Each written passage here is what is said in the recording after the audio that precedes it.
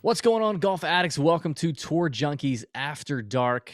There's only one Tour Junkie here tonight. It's me, DB. My boy Pat's on vacation. I just recorded the Tour Junkies podcast with PJ Tour Pro, Korn Ferry Tour Pro, Mr. Willie Wilcox. We talked about extensively the Olympics, the whole field, the everything. And even at one point near the end, Willie Will gave us some names to watch that are graduating from the Korn Ferry Tour to the PGA Tour that you will see starting in September. Very cheap on DraftKings, long odds on DraftKings Sportsbook, names you're going to want to know. So go check that out on our YouTube page and take notes because it was good stuff. But we're here for the Olympics 2021. Go ahead and hit the thumbs up button and give the video here on DraftKings channel a like and subscribe if you haven't already. I'm going to talk to you a little bit about the course and some sportsbook names that are jumping out at me. Again, without my boy Pat. Here's what we know. Here's what we know about the golf course. You know, as we say every week, I don't want to get into a full course breakdown here. Pat Mayo does a great job breaking it down.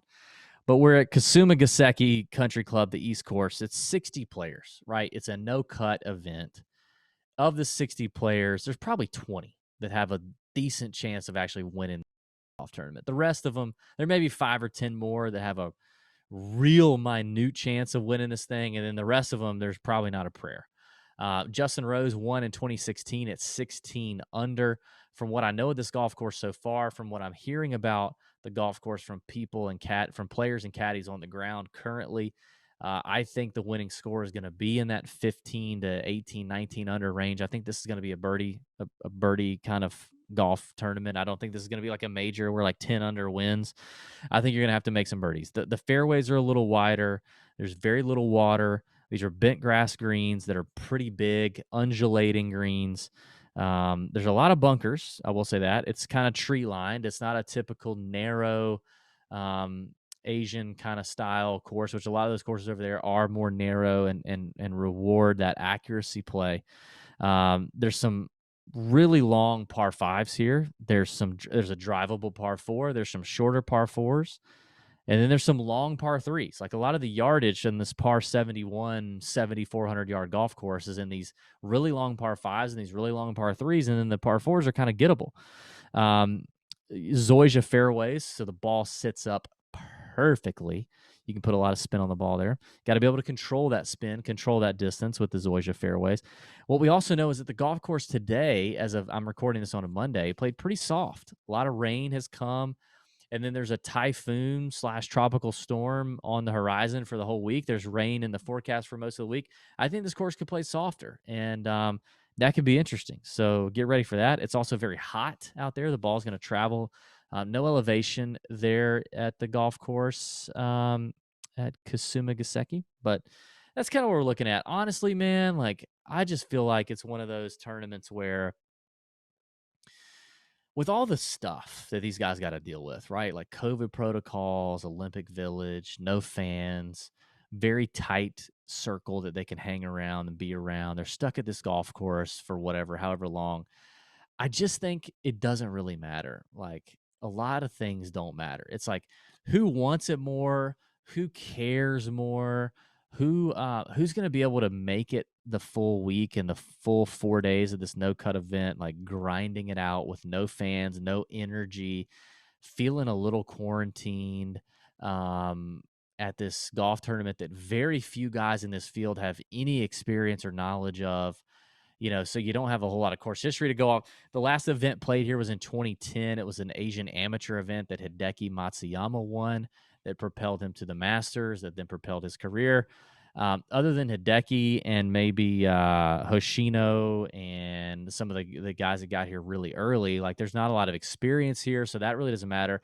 It kind of comes down to who's coming in here hot, ready to make some birdies to win a golf tournament that could be it could be won around that 15 to 19 under range. And other than that, like who wants it? You know, I just don't think you get super caught up in the stats and in the data. You know, I don't think you get caught up in all that this week. I think you can avoid that. The values on the betting board are okay. They were better. Obviously, you had John Rahm, you had Bryson DeChambeau have to withdraw due to COVID stuff. It's a little weird if you ask me, especially on the Rahm front, but is what it is. It really affected the betting odds. I tweeted out on like Saturday a few names that I really liked at long odds. And those guys have gotten much shorter. So I hope you got them early. Because the board has definitely changed as some of those big names with a ton of win equity have had to drop out. So right now in the shorter range, you got Colin Morikawa leading the way at 6.5 to 1, Xander, JT, Hovland, Rory, Casey, Hideki, and Patrick Reed rounding out the names inside of 20 to 1 or shorter. Um, again, it kind of comes down to value. And to me, I think the top 10 numbers are attractive. Like I said, I think there's 20 25 names that have any chance of winning this thing. So to bet any of those guys at top 10 in a 60-man field is feels like a good bet. So I think the top 10 bets are very live on DraftKings right now. But in terms of outrights here in this shorter range, if I got to pick one, I'm going to pick Hideki. And I know it's his home, home country. You could say there's some pressure. I think without any fans there's probably less pressure. And I think that having won the Masters in April, I think there's even less pressure. I think the pressure would have been worse had he not won the Masters. He would still be the one kind of in waiting. But Hideki's ball striking has been great all year. He's extremely familiar with this golf course. The reports from one of the pros there, Paul, that we've talked to, is that Hideki knows this course very, very well. And again, won the Asian Amateur in 2021. Now, he did have to withdraw from the Open Championship due to COVID, so I don't know how much, it's a question as to how much practice he's gotten in, but I think he's probably had enough and he knows the course, so he doesn't have to get out there and like learn the course like a lot of guys do. I think Hideki at 12 to 1 is doable. I don't love it. I would, with Rahm and Bryson being out of here, I feel like Colin is really the one big threat up here in the short range to eat up a lot of that win equity. And outside of that, like you could, Xander doesn't win enough. JT's irons have been terrible. Hovland is 11 to 1. Now he's a ball striker, but he's not done a ton in terms of like he's somewhat underperformed on the PGA Tour in terms of number of wins. He's got an alternate field event victory and he's got a BMW win on the European Tour, but other than that, he's not won on the PGA Tour. Rory's been struggling. So here you have Hideki at 12 to 1. I think it's an interesting play. So I'll go Hideki. As we work down the board at 20 to 1 to kind of 50 to 1 range, I'll tell you this, I don't like Abraham Answer at 20 to 1. I think it's an absurd number for him, a guy who's unproven still in terms of winning and closing the door on the PGA Tour. Has he had some great finishes? Yes. Was he a President's Cup team member? Yes. But 20 to 1, I just don't see it. I think the value is not good enough.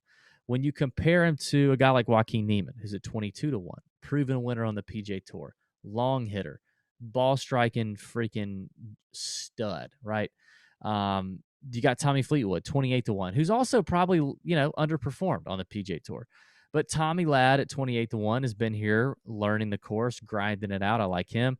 Sung J.M. obviously looking to exempt himself from military service. He has until the age of 30 to win a bronze, silver, or gold medal in the Olympics to exempt himself from the 2-year mandatory military service. We covered the military service situation thoroughly on the Tour Junkies podcast. I won't get into that. At 28 to 1, if you want to play Sung Jae, play Sung Jae. I prefer him probably in DFS. I don't love him at 28 to 1. I don't. If I were going to play the military angle, I'd rather drop down to Siwoo Kim at 55 to 1, who we'll talk about in just a minute. Other than that, I think I'm good. Corey Connors, maybe 28 to 1, maybe, but I think I prefer Fleetwood and Neiman. 28 to 1 and 22 to 1. Those are probably my two favorites here in this range up to 50. Then getting in the 50 to 1 up to 100 to 1. Guido Migliozzi is the name that I'm dialed in on here.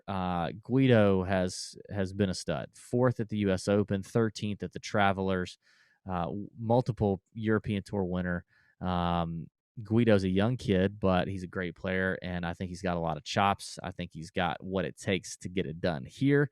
So I like that. He is at 55 to 1, but I love Siwoo Kim at 55 to 1. Listen. Here's something that you won't hear a lot of other places that we heard from Siwoo Kim's caddy. Siwoo, because he has his green card, Actually has till he's 35 to get a gold medal and exempt himself from military service. He that would give him this Olympics and possibly two more if he represents South Korea to win a medal. So this isn't Siwoo's last chance, as you will hear a lot of people say. But that being said, I don't believe that Siwoo Kim or Sung Jae are coming into this thing thinking I'll have more chances, right? Because it's golf. It's a lot of variables. It changes rapidly. In 4 years, these guys may not be able to represent South Korea. There's always a new crop coming behind them. And I don't think they come into this event thinking, I'll have another shot. I think they come into this event thinking, this is my shot to avoid military service. Historically, the South Korean players who have played on the PJ Tour, then done their military service, then come back to the PJ Tour have not done well. Sung Yil No, Sang Moon Bae are great examples of that.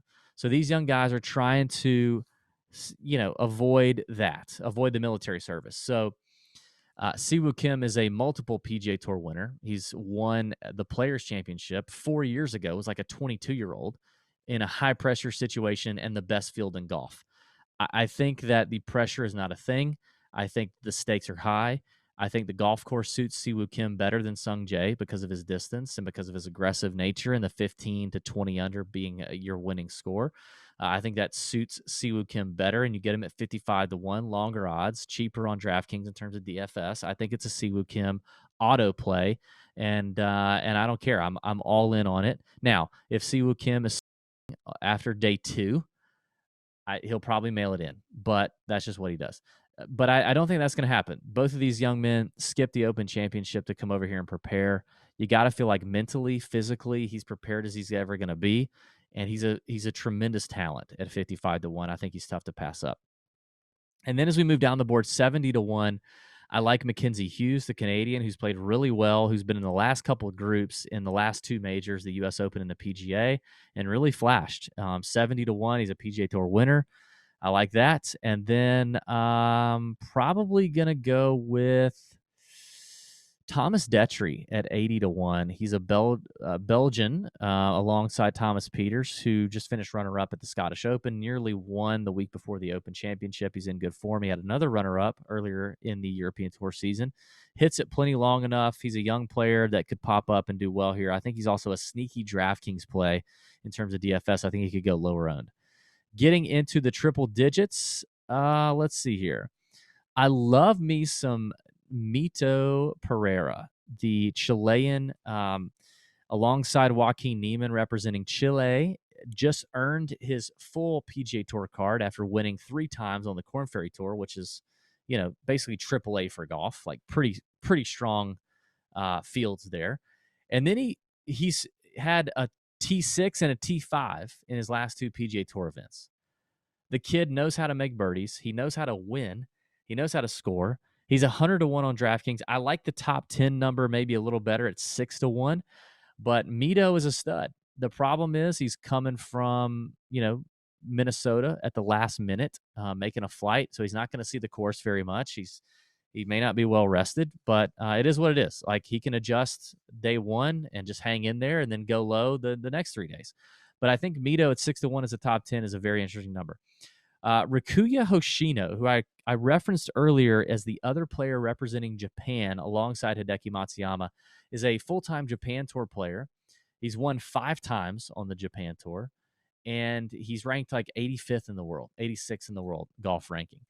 Hoshino is no joke. He's 130 to 1 outright. That may be not happening. But he's 7 to 1 as a top 10. And I do like that. I think he's also a sleeper in DraftKings. I could see him being overlooked, sandwiched between Johnny Vegas and Mito. He's right there at 7,300. So I think he's an interesting name.